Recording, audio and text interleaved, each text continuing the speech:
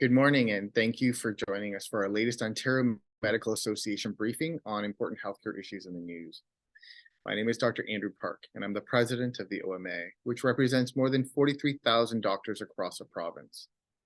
Our topic today is healthcare crisis in Northern Ontario. I'm in Northern Ontario myself this week to hear more about these problems. For example, yesterday I was in Dryden and got to see and hear firsthand how the geography in this region creates immense barriers to regional patient care, such as ambulance transfers, specialist access, and the need for local family physicians and specialists that really can do it all. Today, I'm speaking to you from the Thunder Bay campus of the Northern Ontario School of Medicine University. While 2.3 million Ontarians do not have a family doctor, access to both primary and emergency care is especially challenging in Northern and rural Ontario. Communities in Northern Ontario are actively recruiting more than 350 physicians, including more than 200 family doctors, according to NOSM. This does not account for the rising complexity of healthcare needs. With half of the physicians in Northern Ontario expected to retire in the next 5 years, this situation will only get worse. Patients face persistent inequities in the care that they receive and in their health outcomes compared to people living in other parts of the province. Our panel is going to talk about how Northern emergency departments have had closures because of the doctor shortage. Family doctors, who also provide emergency care in the North, have unsustainably high workloads and are forced to sacrifice their primary care practices to keep emergency departments open. This has dire consequences for patient outcomes and puts physicians at risk of burnout. To address all of these issues, the OMA is calling on the province to work with us to build a comprehensive physician workforce strategy so that we can attract more doctors to the North and support them so that they will stay here. The OMA set out our initial plan to improve the province's healthcare system in 2021 with our Prescription for Ontario, Doctor's 5-point plan for a better healthcare. At the same time, we released the Prescription for Northern Ontario to address the unique healthcare challenges and service gaps in this region. These are issues that still need urgent attention. We'll hear more about that shortly, about the action that is required. I'd now like to introduce our expert panel members. Dr. Sarita Verma is a president and dean of the Northern Ontario School of Medicine University. She's joining us from Sudbury. Dr. Sarah Newbery is a family physician in Marathon, Ontario, and NOSM's Associate Dean of Physician Workforce Strategy. And Dr. Laurel Laakso is a chief of staff at the Sioux Lookout Meno Health Center, who will speak to the challenges of remote communities. Now, I'd like to hand things over to Dr. Verma, who will focus on how NOSM improves access to care in the North by training and retaining physicians. Dr. Verma. Good morning, and thank you, Dr. Park, and welcome to our attendees today. Some of what I may say, I may answer some of the questions that are already posted in the chat. And I think the goal here would be to be as short as possible so that we can get to those questions and respond to the curiosity that we're facing. Thank you, Dr. Park, and to the Ontario Medical Association for your continued advocacy for Northern health. We began a few years ago with the Prescription for the North, and I feel that we're making tremendous progress because past, and in fact, hitherto, we didn't always get the attention, but I think partly because of what NOSM has been doing, but also because of your commitment to health equity and the commitment of the institution, the OMA, to not just be a representative, but to actually speak for the wellness and well-being of all Ontarians is really a remarkable shift in policy. That said, NOSM University, Northern Ontario School of Medicine University, just a university over a year and a half ago. Before that was no ordinary school of medicine under the auspices of Laurentian and Lakehead universities. It was truly a government strategy that was brought into being because of the physician shortages in Northern Ontario. It was a groundswell of a grassroots movement of municipalities and the people of Northern Ontario who said we need a solution. You're right that the vastness of Northern Ontario is 80% of the landmass, but only 6% of the population. But because of those 800,000 square kilometers and the unique rural, remote, Indigenous, and Francophone communities that are served there, it is not easy to meet it in, one would say, in an urban densified area. There are 7 medical schools now in Ontario. 6 of them are concentrated in Southern Ontario. And we're delighted that TMU has joined us, but in fact, Northern Ontario School of Medicine University is the only game in town in Northern Ontario, serving those 800,000 square kilometers and training physicians for Northern Ontario in over 500 organizations and 90 communities where our learners learn, including where Dr. Laakso is from, but from Kenora to Temiskaming Shores. And we train them in community in fact, a distributed community integrated longitudinal clerkship, which means that because you train in community, you're there in community, you work in those hospitals, those teaching hospitals, and those academic health science centers in Thunder Bay and Sudbury, means that the exposure is remarkably positive and in fact leads people to practice in those areas. One cannot learn to be a physician in an ivory tower in a classroom. One learns to be a physician by seeing people in those communities that you serve. With the help of 1,800 clinicians who are our clinical faculty, most of whom are family doctors, but many specialists, we actually rely on them, again, like Dr. Laakso and Dr. Newbery, who serve to teach our learners what it really means to be a practicing physician in those communities and to deal with those realities. The physicians, and particularly the family doctors, they're handling emergency rooms, obstetrics, delivering babies, doing surgical assists. We are really doing amazing work out there. And in fact, the impact is unparalleled. Over 50% of our learners will stay in Northern Ontario, which is a remarkable achievement for any medical school. If they stay to do their residency, it's almost 90%. Over 400,000 people we have assessed have access to healthcare because of the existence of NOSM. But as we sit right now, many more still do not have access to healthcare. So our work is hardly done. And in a short 18 years, during which, in fact, we've only been graduating MD students for 15 years and residents for almost just over a decade. In fact, really, our outputs have been over a decade. We've had a huge impact. We're proud of what we do under the names of social accountability and health equity. We also aim to serve Indigenous populations and Francophone populations in particular. So our admissions process recruits from the North, trains in the North, and produces physicians for the North. I'll close there, Dr. Park, just to say that I believe that without NOSM University, the state of Northern Ontario, although it is perilous at times, particularly with mental health and addictions and with wait times, it would have been absolutely in a dire strait. It would have been so much worse. It would have been catastrophic.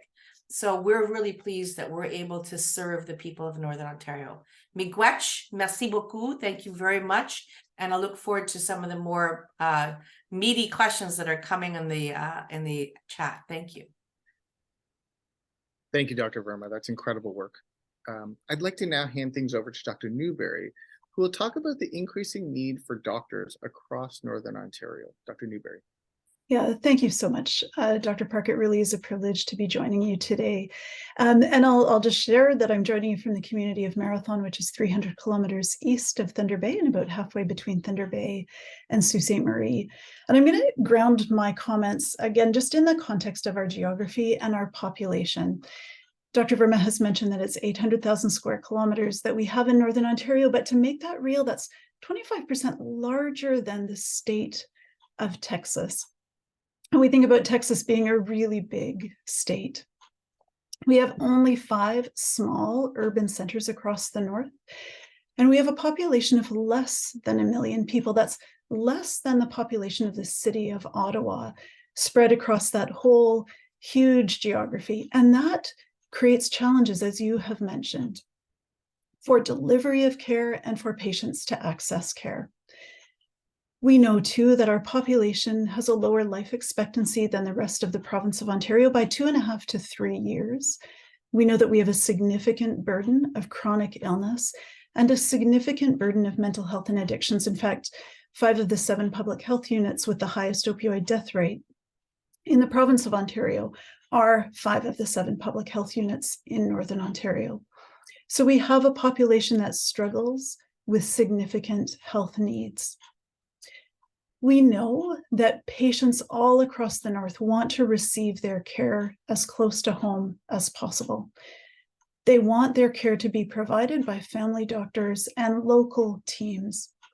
And in most of our communities, family doctors are working in the primary care office setting and doing all of the hospital-based care, including the emergency department. And that's part of what we mean by being a rural generalist.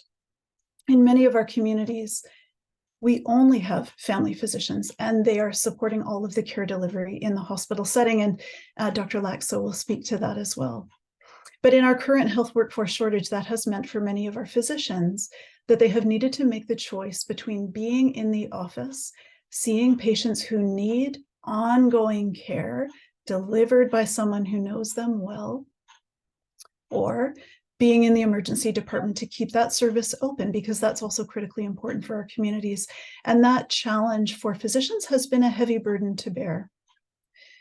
We know too that patients want their specialty care to be delivered by specialists who they can reach as easily as possible in our geography, and specialists who understand what it means to live their lives and care for loved ones in a northern context.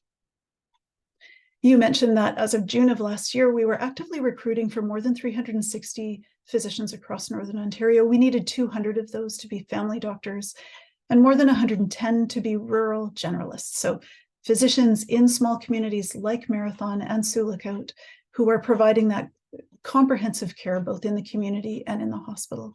And we needed more than 150 specialists. We're just finalizing the numbers from this past year because things have been changing quickly over the last many months.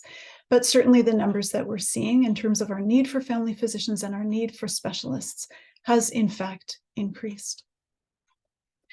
So we know that we need a really strong northern strategy that includes many of the pieces that were articulated a year ago in the prescription for Northern Ontario in order to be able to recruit and mentor, retain our physicians and support them, and return physicians back to practice and help them to stay in practice in Northern Ontario. That's going to take an entire strategy that incorporates many of the options that we have to support that work.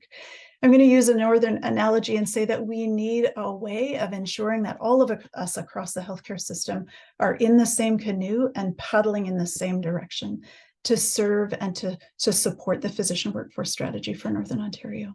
Thank you. Thank you, Dr. Newbery. I'd like to now turn things over to Dr. Laakso, who will tell us about the particular of practicing in a remote team. Dr. Laakso. Yeah, good morning, everyone. Thank you, Dr. Park, for that introduction. So I'm a family doctor. I'm one of the rural generalists that both Dr. Verma and Dr. Newbery have referenced. I work in the community of Sioux Lookout, which is here in Northwestern Ontario. I'm also the chief of staff of our hospital. Originally, I'm from Southern Ontario, in fact, but I came up to Sioux Lookout originally on a NOSM elective, as is a common story for many of our physicians here. So to give you some context, Sioux Lookout is located about 5 hours north of Thunder Bay, 5 hours east of Winnipeg. And we also serve as the medical hub for the 31 First Nations communities that surround us, the majority of which would be fly-in access only. So that's a population of about 30,000 people, and we cover a geographic area the size of France, so a lot larger than many people realize. Without question, the family doctor shortage has hit us very hard here. To give some context, we are currently funded for twice as many physician full-time equivalents than we currently have. And so the impact of that is felt across our region. Many patients tell me that primary care is so difficult to access in Sioux Lookout that it essentially no longer exists. My personal family practice has a wait time of about 4 to 5 months to see me. Of course, the gold standard would be less than 2 weeks.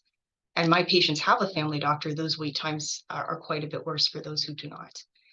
And then when you look to our northern communities, that picture becomes even more dire as many communities go months and months without a single physician visit in community. So it is a bit of a dire picture for sure.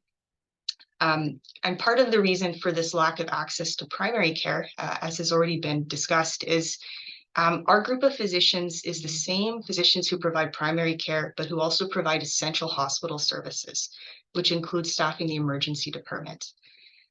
So we're in the position where we're forced to take physicians out of primary care in order to keep these essential hospital services running, such as the emergency department, obstetrics, hospitalist. And so it's a situation that unfortunately does negatively impact primary care, but it's in order to keep our hospitals running. We have only narrowly managed to avoid emergency department closure on countless occasions over the last several years. And I think the main reason we actually haven't closed here in Sioux is simply because we can't. We're well aware that the impact to our patients, to the region, to our multiple partners, which includes Orange Air Ambulance, Land Ambulance, OPP, other regional hospitals, would be too disastrous and would contribute to quite a bit of instability in healthcare in the region. And so we go to excessive lengths in order to keep our emergency department open. In particular, one of the impacts of closure would be many of our, all of our actually First Nations communities that are fly-in access only would essentially be stranded in the north without ability to access emergency department at all. And that's because in order to be transferred out of community, in order to access emergency department care, you need an accepting facility in order for Orange Ambulance to be able to take them. And so the other hospitals in our region have indicated that they unfortunately do not have the capacity to be able to accommodate that. So essentially it would leave patients unable to access emergency department care at all in the north.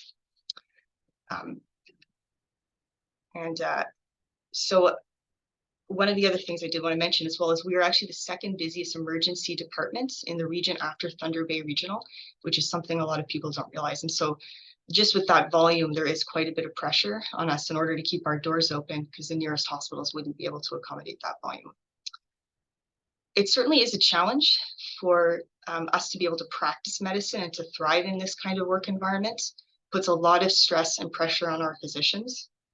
And knowing as well that we're only one community of many in Northwestern Ontario facing these kinds of challenges also puts us on a little bit of a knife's edge because we're also wondering if the next hospital down the road is going to close their doors and if that's going to contribute to a vacuum in the region as well. So I do want to thank you all for your time and attention today to this important issue and for the opportunity to share some of my experiences and perspective as well.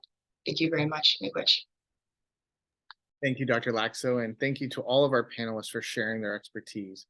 We are now going to open up our Q&A session. The OMA's Emily English will moderate this portion of today's briefing. Please put your questions in the Q&A chat. If we don't get to your questions, as always, the media team will follow up with you. You can also email media@oma.org with requests for interviews or information. Emily? Thank you very much. And the first question we have is for OMA President Dr. Andrew Park. Dr. Park, the OMA is calling today for a physician workforce strategy for Northern Ontario. What would you like to see the government implement?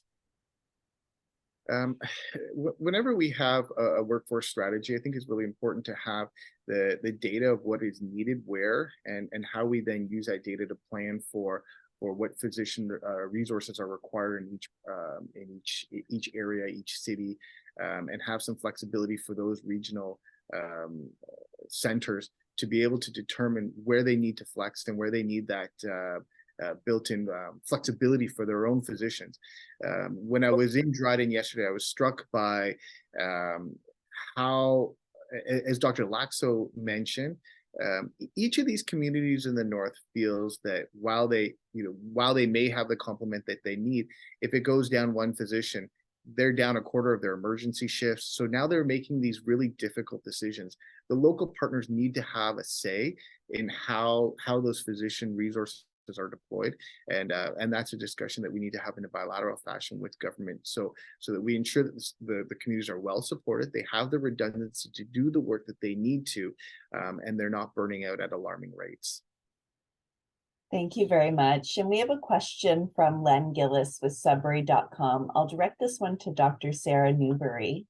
What about the idea of more financial incentives? Revenue Canada already offers a tax break for people who work in areas north of the 50th latitude. Northern Ontario municipalities spend hundreds of thousands trying to recruit new physicians.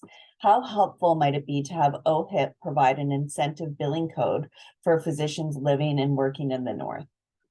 Yeah, thanks so much for that question, Len. I think that's a really important one. And we know that financial incentives can be helpful when we're talking about recruitment. Financial incentives can help people sort of come in the door. But incentives alone and financial incentives alone won't keep people here if we don't actually do the work that we need to do to improve the working conditions and to improve the workforce opportunities more broadly. So I think it's a both and kind of question. Support from a financial incentive standpoint can be helpful, but we also have to do the other work to be able to support and sustain our physicians. The other thing that I would say is that one of the things that physicians need is access to team-based care. And there are some loan forgiveness strategies that have been made available to physicians and nurses, but not to other professionals. So not to physiotherapists or lab techs or x-ray techs. And those are also professionals that we need to be able to work with every day. So looking at that as part of a broad healthcare strategy would be a really meaningful thing to do. Thanks for the question. Thank you. And we have a question from reporter Kyle Darbyson with the Sioux Star. Dr. Laakso, I'll start with you. It's about locums. Perhaps you could speak to your clinical experience, and perhaps some of the other panelists may want to chime in on this one as well. The question is, roughly how many communities in Northern Ontario are relying on locums or temporary physicians to provide medical care and keep emergency departments open? Thanks, Emily. Certainly from Sioux Lookout's perspective, we are heavily locum dependent. That's been the case for a number of years, but since COVID, that's become even more substantial. So for instance, we rely on the Emergency Department Locum Program, which is one of the programs through Health Force Ontario that provides short-term emergency department coverage. Anywhere from 40 to 60% of our shifts, especially during the summer, can be covered through this program. So these are doctors who come up for 1 or 2 shifts, if we're lucky, maybe 3 or 4, to give a break to our local physicians who can't take those shifts. So we're heavily indebted to the program. And very grateful for the support they provide. But obviously, it does have some impacts on patient care with people coming in for very short-term placements who may not have the full context of our region. So although it's keeping us open and we're heavily reliant on it, obviously it's not ideal for patient care, and it's a huge expense to the system as well. Thank you very much. And we're getting a lot of questions about locums. Dr. Newbery, perhaps would you like to weigh in on the issue of how many communities are relying on locum support? Yeah, I'd be happy to. So essentially, we have 40 hospitals across Northern Ontario. 5 of the hospital communities are our large urban centers. And I would say that every community, all 35 of the rest of the hospital-based communities, relies on the locum program that's run through Ontario Health to both keep our emergency departments open by providing locums who can provide that service, but also to provide some of the other primary care services in communities where physicians are really short-staffed. It really is a crucial issue for every community across the north. Thank you very much. And some more questions about locums. This one comes from Marjo John, a reporter with the Medical Post. I'll direct this one to OMA President Dr. Andrew Park because it's part of what the OMA is calling for today. Can you elaborate on how a provincial pool of locums would work? And given the current difficulty in getting locums to begin with, how can we recruit physicians to join the pool? Yeah, thanks for the question. The way locums work, essentially, as Dr. Laakso has articulated, is basically physicians from other regions that come to support the northern emergency departments to keep them open.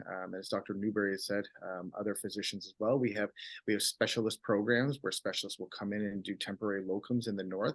And what this does is it does a couple of things. Number one, it supports the communities of the north that wouldn't otherwise have access to specialty care or threatened to have their emergency departments and family departments closed in one way, shape, or another.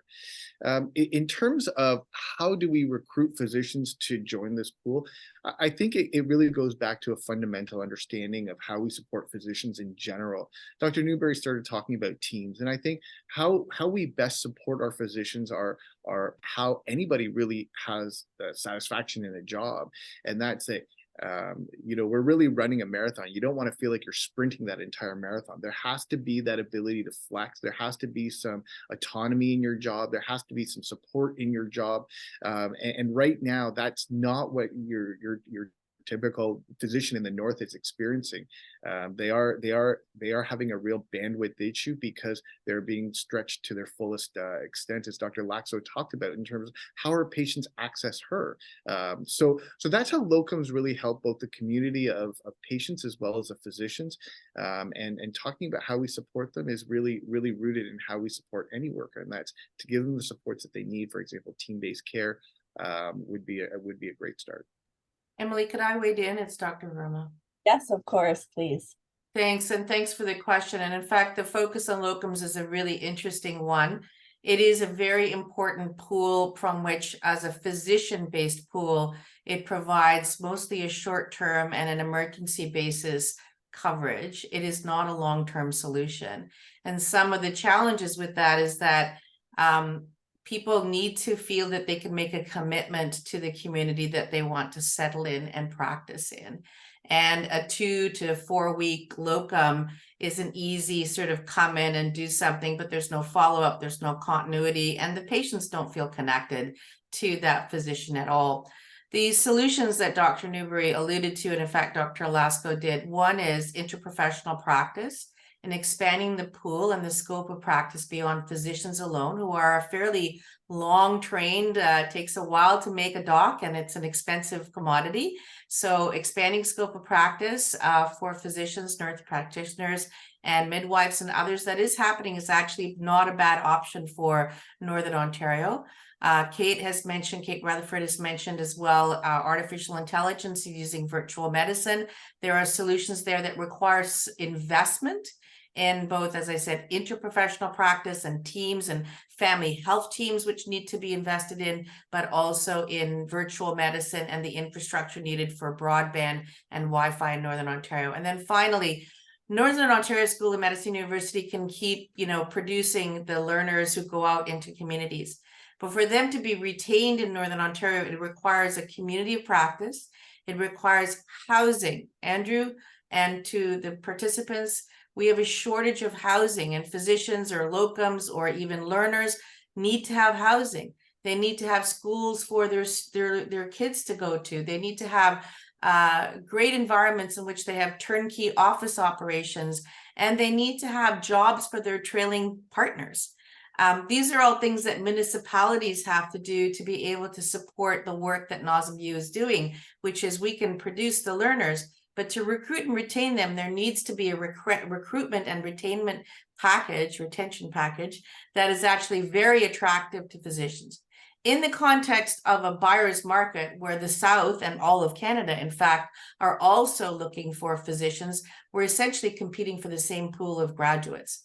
And in order to be competitive, we would urge for people to think about a better way of recruitment and retention that brings people to the North. And it's not just based on remuneration. It would be based on the passion, the joy, and the wonderfulness of being in the North, which is, by the way, it's absolutely beautiful here today in Sudbury. Absolutely gorgeous. Thank you, Dr. Verma, for that answer. And we've been talking a lot about locums. We have another question from reporter Sinead Dougal, who's with the Trillium, which is a news site that covers Queen's Park. So I'll start with Dr. Newbery, but perhaps all of the panelists want to weigh in on this one. Could you weigh in on what more the province can do to tackle the physician and health workforce shortage in your area? Yeah, so I think I mentioned, thank you for the question. I think this is a really important one. And part of what is challenging is that there are a number of strategies or a number of tactics that we need to implement. I'll start perhaps with the locum piece, just because that was the last question. We really need to move to thinking about locums as a retention tool for physicians in practice. So we need that robust pool of locums, not because we want to increase the itinerant workforce, but because we want our physicians in communities to be able to have a break when they need it. And so we need to begin to structure our thinking about that. We need to be able to think about those things that are going to be able to retain our clinicians in practice. Teams, locums, easy access to CPD, easy access to virtual tools. We've done some things as a province that are helpful. Virtual care, where I can bring in an ICU specialist to my emerge department over the television, over the computer, and we can have a conversation and provide care together. That's a huge support. We now have Emerge Department peer-to-peer program, which lets me pick up the phone and call someone in another place who can help give me guidance. That's a workplace support that provides access for isolated clinicians to doctors who are in other places who can provide necessary support. We need to be thinking, as Andrew spoke to, about what are the numbers of physicians that we need to be able to meet the needs of the population and have a margin of capacity so that we're not always only one doctor away from crisis. So even that data planning, that workforce planning, understanding what it is that we need to meet the needs of the population is really important. And I think the Canadian Health Workforce Network has done some really good work thinking about how we recruit and mentor, how we retain and support, and how we return physicians who have recently retired and reintegrate them into our health workforce. And there are a number of tactics in each of those three domains that can be helpful.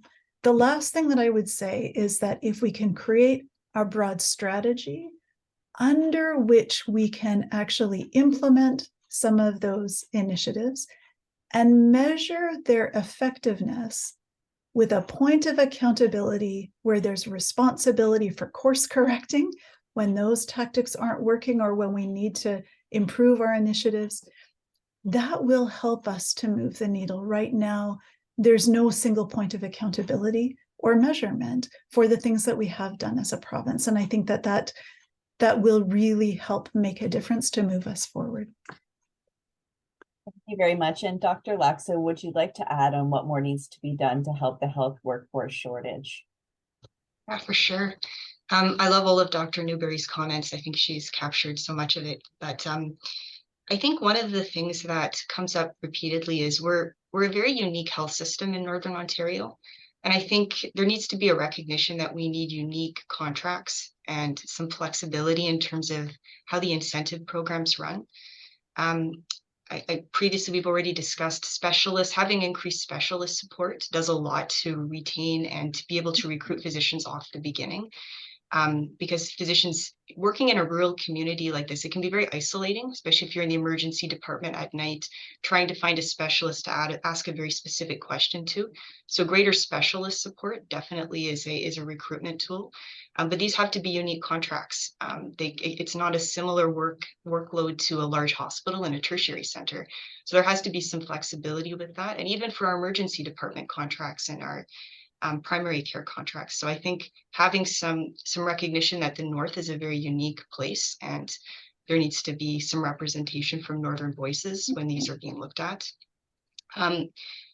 There's a lot of larger systems issues that relate to how Orange and Critical and other agencies work in the North. And I think having Northern representation at those tables and having a very strong voice in terms of being able to work through some of those service delivery issues, because that's another issue that impacts a lot of our physicians and leads to burnout and leads to a lot of people choosing to go work elsewhere because there's a lot of systems issues that are unique and can be difficult to navigate and take some time to learn how to navigate here well. And the third thing that I think would make a massive difference is better mental health and addiction supports. It is extremely difficult to access anything in the way of mental health supports. And when you're looking at a history of colonization and marginalization and all the associated trauma that goes along with that, our patients are really disadvantaged in terms of accessing that care. And we see and live that every day in family medicine and with our specialists too. And that leads to a huge amount of burnout and just this feeling of not being able to provide the care that patients could be able to access elsewhere.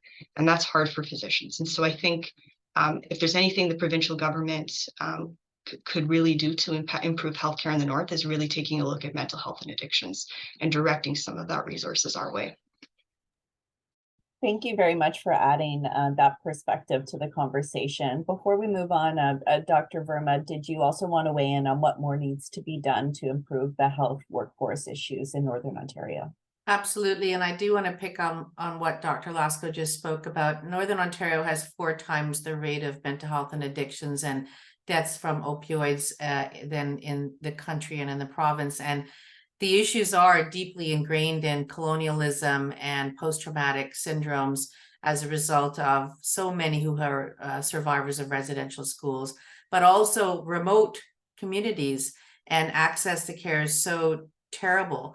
When we talk about interprofessional care and team-based care, there have to be focused teams on mental health and addictions and investment beyond just opening beds. Recently, we had one of the leaders come and say, well, they were going to open more beds, but our challenge is who's going to take care of the patients in those beds and who's going to support them when they go back into the community. We are watching as we speak the closures of some facilities that actually support those people in the community. So my first comment is, please, if anything we do anything, is to reduce the workload and the strain on the system because of the increasing amount of mental health addictions, particularly since COVID.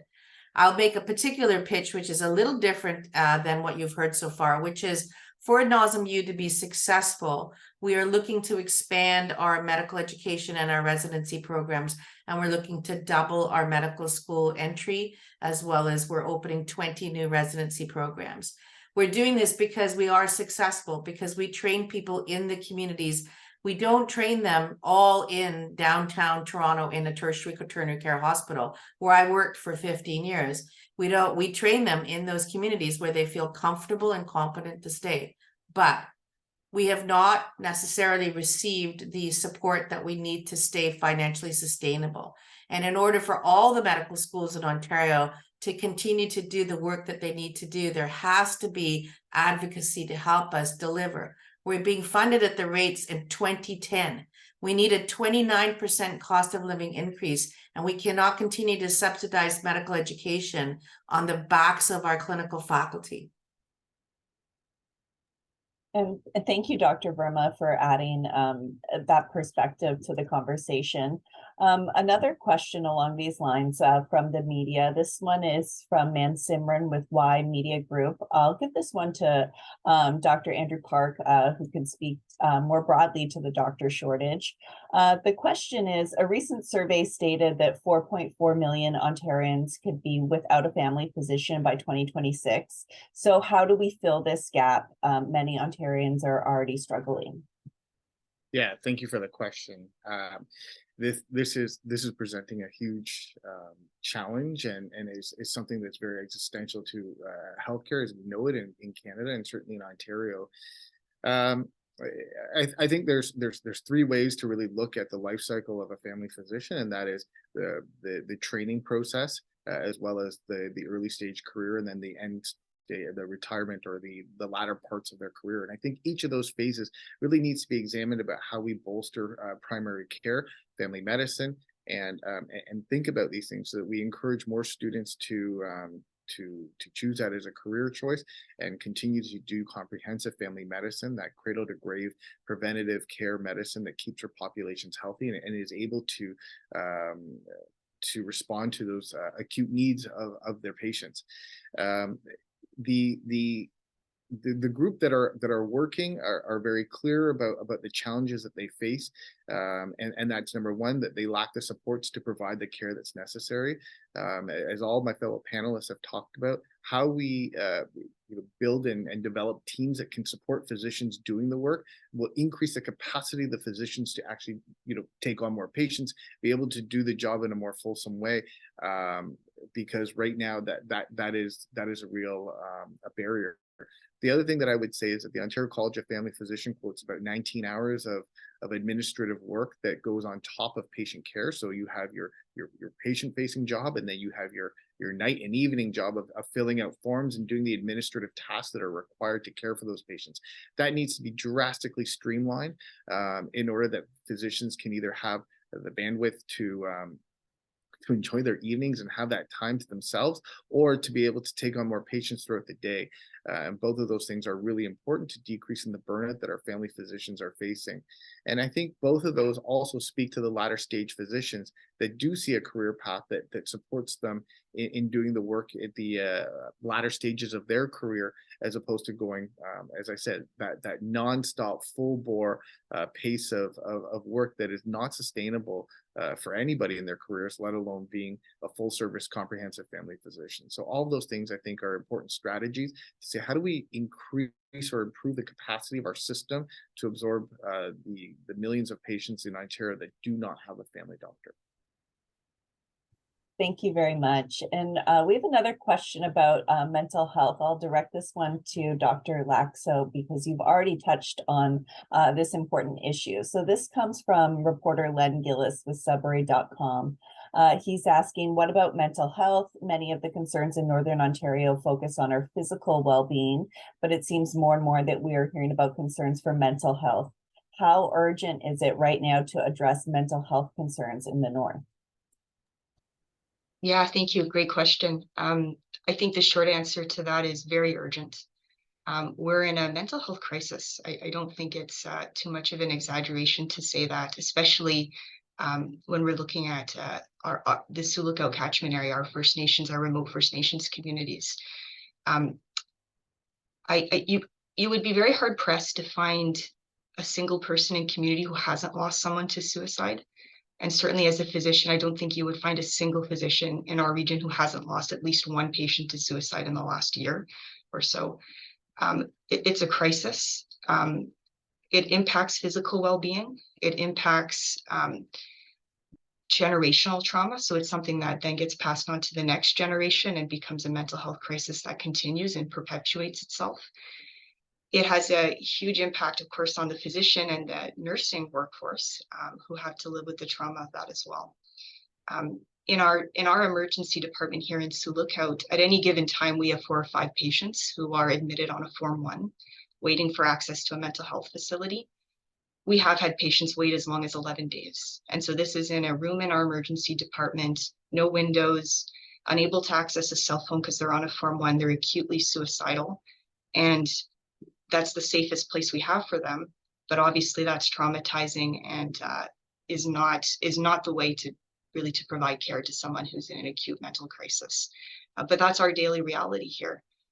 There's not enough therapy. There's not enough of the preventative things that we can do to prevent people from ending up in an acute crisis. And then there's not enough supports when someone does end up in an acute crisis. So it really is. It really is a dire situation, and I'm glad you asked the question because I think it's something that perhaps is not well known in Southern Ontario, and it absolutely affects physical health. It absolutely affects every aspect of healthcare here. And it does speak to some of the socioeconomic factors that underline some of that as well. So thank you for asking that question. Thank you, Dr. Laakso. And we have a question now that I'll direct to OMA President Dr. Andrew Park. This one comes from Kate Rutherford with CBC. With regards to solutions, how will developing the PRIME tool using AI help? Is artificial intelligence useful in this situation? Yeah, so thanks for the question. The physician resources integrated model is an AI tool that we're developing that is a powerful piece in terms of discussing with government what is needed when. It takes into account both a population as well as a supply model from the physician standpoint of human resources and how we again deploy that in the areas that need them the most. It is very useful to understand. I think that I would like all technology, like all AI, as we have these discussions, just also say that modeling is not necessarily the entire component of planning.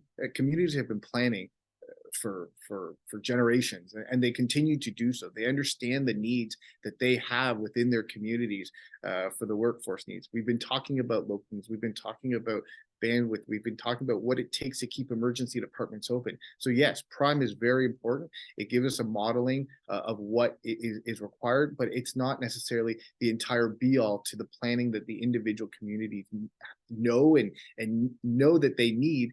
And that's where we really have to be talking about a culture of how do we plan to best support our communities as opposed to relying on one particular tool. But it is a data point, and it is a useful one for sure. Thank you very much. And we have another question from reporter Snay Duggal with the Trillium. And we have two doctors from across Northern Ontario today. So I'll direct it to both of you. We have Dr. Laakso, who's in Sioux Lookout, and Dr. Newbery, who's in Marathon, Ontario. So Dr. Laakso, we'll start with you. You mentioned having to go to excessive lengths to keep the emergency department open. Could you elaborate on this, and what does it look like on the ground for the hospital staff? Yeah, for sure. So among the things that we've had to do in order to stay open, we have on occasion had to ask physicians to provide double coverage in order to be able to keep both the obstetric service running and the emergency department running. And so we avoid that at all costs, but it is something that we've had to do on occasion. The hospital has had to go into our own base budget to try to provide incentives to get more locums to be able to provide short-term coverage at the last minute. Many of our physicians are working weeks straight, working extra hours. We have 8-hour shifts. People have been asked to stay as long as 16 hours to try to keep the emergency department open. Obviously rely very heavily on EDLP, and I know there's been a number of programs that have been ways of working with EDLP to be able to incentivize people to come up from Southern Ontario doing buddy shifts. They've had programs where if a physician is able to come to our hospital to provide coverage, then there's incentives provided to the physicians at that hospital to try to incentivize them to be able to cover them so that they can come and work here. We've looked at having a doc-in-the-box model where you have a remote physician providing virtual care to the emergency department. So that's been one of our backup moves that we've had to do as well. It's been a number of different things that we've had to employ, and it really is a piecemeal and trying to shift physicians around, moving retired physicians into primary care, taking physicians from primary care into the emergency department. We really we pull out all the stops. We do everything we absolutely can to stay open. And so it really does amount to living on a knife's edge, just trying to keep things going. Thank you. And Dr. Newbery, could you weigh in on emergency department closures? Yeah, absolutely. And I think this is a really important question. And I'll just go back to one of the things that Laurel mentioned, just sort of the precariousness of some of our physician workforce. Often what it looks like for communities is we've got a well laid out schedule, often highly locum dependent, and the highway closes, or the flight doesn't get in, and the locum has to cancel, or they say that they're going to be a day late, or they don't know when they're going to arrive, but they're not going to be here in time for their shift. And maybe there's a couple of physicians waiting in the community who are working, keeping primary care open. They've done the Thursday shift, they're booked for the Saturday shift, and now the locum can't come for the Friday. In order to keep that emergency department open, there has to be some kind of physician coverage. What goes through the mind of the physician in the community is, I'm exhausted. I was planning my Friday to see my patients in primary care. If we're going to keep the emergency department open, it is going to have to be me.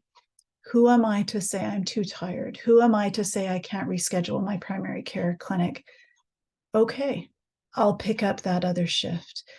Because the other piece that's in the mind of a rural family physician, particularly, I think, is knowing that there's a very high likelihood that the patients that we see in Emerge are people that we know, or we have only 1 or 2 degrees of separation from.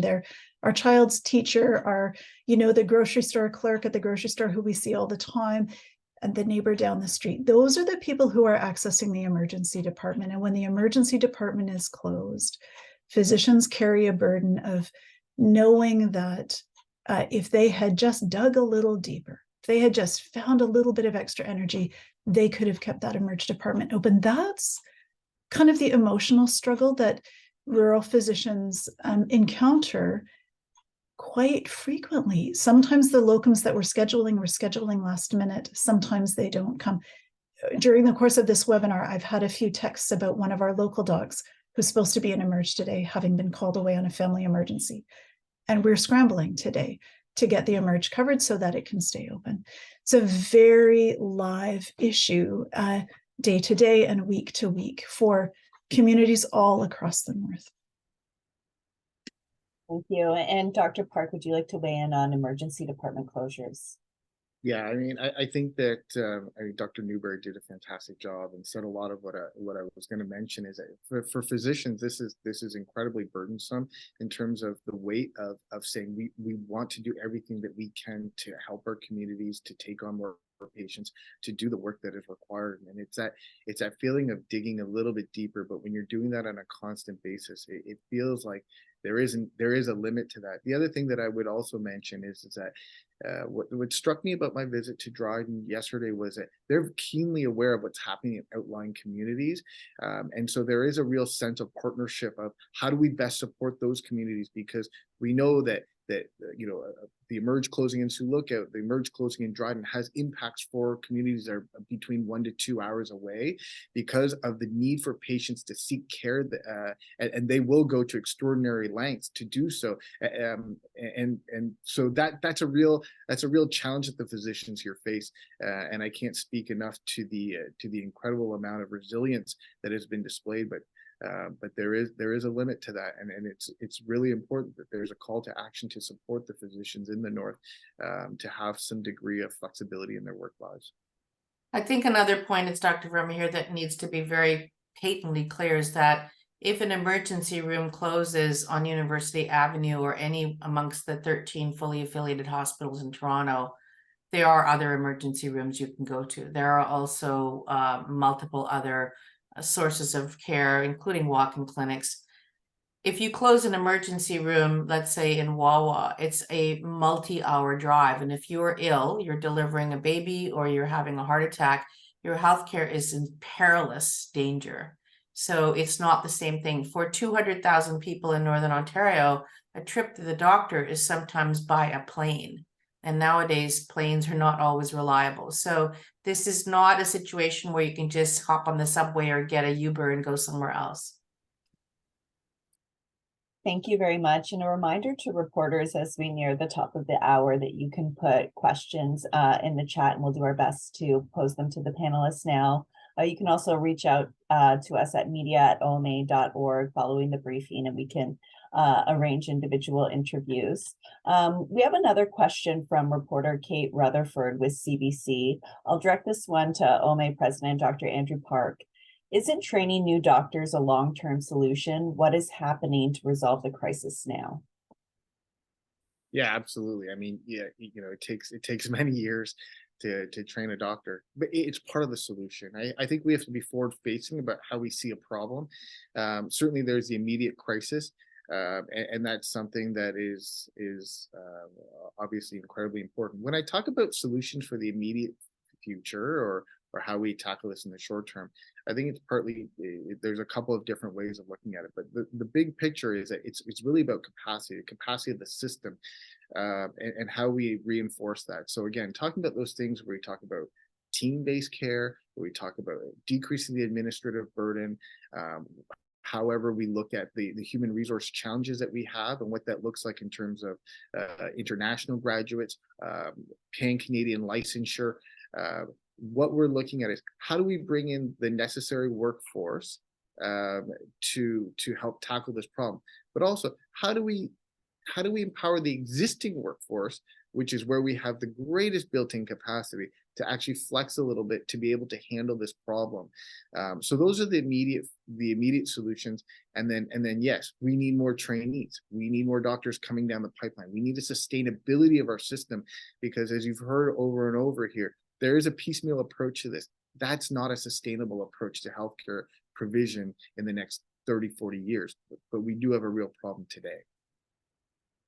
Thank you very much. And a question now I'll pose to all the panelists. We've talked a lot about the challenges of practicing medicine in Northern Ontario. So I'd like to put it to everybody. What is one policy or change that could be made to make healthcare better for patients and healthcare providers in Northern Ontario? Perhaps Dr. Newbery, we'll start with you. Yeah, I think it's very difficult to narrow it down to one thing. But if I were to ask for one thing, it would be that we very clearly articulate a shared commitment to a rural and northern healthcare strategy that has a single point of accountability, a measurement process, and a commitment to follow through so that we can incrementally and ideally quickly improve things for Northern Ontario with a focus on equitable health outcomes for the people and the citizens who live here. Thank you very much. And Dr. Laakso, would you like to weigh in on one change that you'd like to see to improve healthcare in Northern Ontario? Yeah, for sure. That's an enormous question. I think it really just does boil down to recognizing that we have unique healthcare needs in the North, and just a commitment to investing in Northern healthcare, and then including the right voices at that table. So that I think that's what I would like to see happen. And Dr. Verma, what are your thoughts? Well, of course, my answer is that everyone needs to support NOSM University in its endeavors and its mandate to produce not only physicians, but to be successful as a health education and research strategy for Northern Ontario. We are the only game in town, and we have been highly successful. But that said, I would like to say something a little more controversial, which is that I completely agree with Dr. Newbery and Dr. Laakso, but one of the concerns I have is someone needs to take charge, and there are so many entities involved from multiple agencies in an attempt to consolidate everything under Ontario Health and the Ministry of Health and the regulatory agencies, and now, of course, the Medical Association. And when we want to have a conversation at NOSMU, we have to often have 50 people in the room. So the one thing we can do in Northern Ontario is identify who's in charge, who is the authority, and who is the jurisdiction to make the change. Thank you. And Dr. Park, thoughts from you on what needs to be done? Yeah, I agree with all of my panelists, and you know, Dr. Verma, as you talked about, you know, navigation of a system, and navigation of a political system is also really important for communities to have to go through. The big thing that I would say is co-design. This can't be something that is determined without input and without real careful consideration for those of the people that are both providers as well as patients that are experiencing a system that isn't working for them in the most optimal fashion. So you can't design this from the perspective of somebody from a larger city. It needs to be with the input, perspective, and careful consideration of those that are most impacted. Thank you very much for that answer. And thanks to all the panelists for answering that question as well with your expertise and your thoughtful answers. One last reminder to media that you can put questions in the chat, or you can follow up with us for interviews, media@oma.org.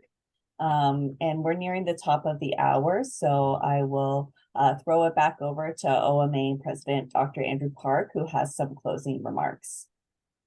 Yeah, I just want to thank everybody for attending today's briefing, as well as our expert panelists for their incredible insights, and our media for thoughtful questions. We will have a recording of this session available later this afternoon. Addressing healthcare challenges in Northern Ontario are amongst the top priorities in the OMA's prescription for Ontario. Ontario's doctors know that Ontarians want and deserve a better healthcare system. And that includes equitable access to healthcare in Northern Ontario, which has unique challenges and therefore requires unique solutions. This is why we are calling on the province to work with us to build a comprehensive physician workforce strategy so that we can attract more physicians to the North and support them so that they will continue to work and thrive in the North. We hope bringing attention to this issue today makes a difference. And again, we thank our expert panelists and our media. Have a great day, everyone.